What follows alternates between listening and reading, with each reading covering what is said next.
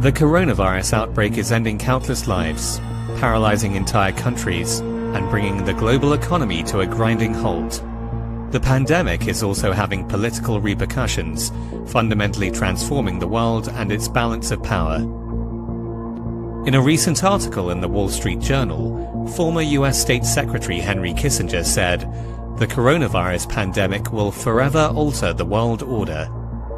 An increasing number of observers are beginning to see that the health emergency is signaling the end of the American century. Whether their prediction would translate into reality remains to be seen. But there is growing evidence that Washington is tumbling to rock bottom over its coronavirus response. Clue 1. Skirting international responsibilities. As the outbreak situation worsened in the country, the US began to point fingers at the World Health Organization, accusing it of not doing its job and eventually withholding funding from it.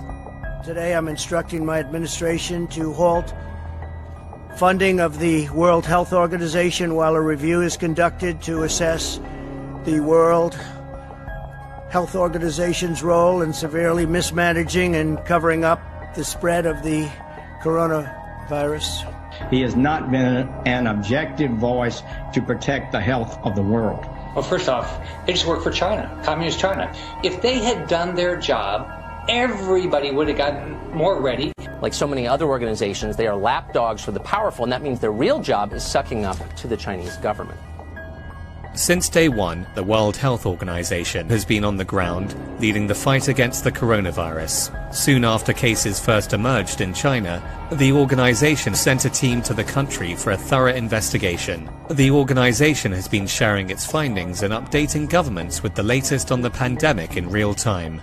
We have been doing everything we can, but we will continue to do everything, day and night, like what we have been doing, to save lives. If you don't want many more body bags, then you refrain from politicizing it.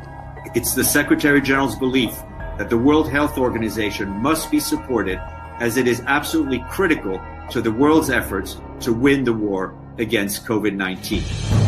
The US criticism of the organization is merely an attempt to avoid its obligations. As early as February, Trump had proposed to reduce Washington's commitment to the organization from $123 million to $58 million for the fiscal year 2021. Bashing the World Health Organization makes it more convenient for the US to stop funding the organization.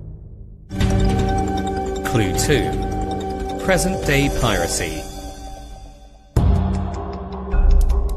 With rising infection rates comes an urgent need for face masks. Instead of assisting its allies, the US has engaged in what many have called modern piracy. Germany said that about 200,000 protective masks destined for Berlin were mysteriously delivered to the United States.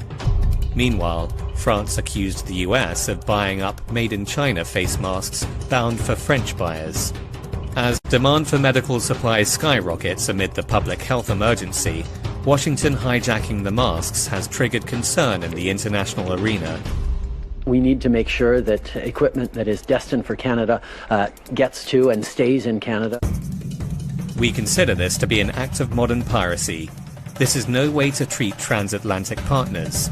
Even in times of global crisis, we shouldn't resort to the tactics of the Wild West. This is how the Interior Minister of Berlin State, Andreas Geisel, described Washington's move to confiscate masks.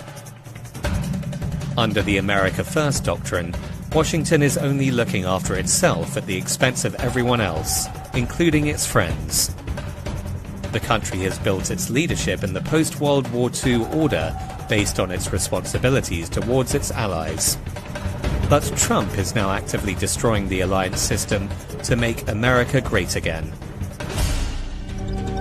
Clue 3. Buying the right to life. When the virus is threatening the entirety of mankind, everyone should have equal access to means to combat it. But the US apparently believes it can buy its way out of the outbreak, then profit off of it. According to the Welt am Sonntag German newspaper, Washington has offered funds to a German biotech firm for monopoly rights to a coronavirus vaccine. The newspaper quoted an unidentified German government source as saying Trump would do anything to get a vaccine for the United States, but only for the United States, Reuters has reported. The world superpower seems to have forgotten that the pandemic is a humanitarian disaster, not a chance for profits. Get it done. We need it. We want it fast. Although the biotech firm later clarified they would not sell the vaccine to a single state, Washington's act prompted widespread fury. German Economy Minister Peter Altmaier responded, "Germany is not for sale."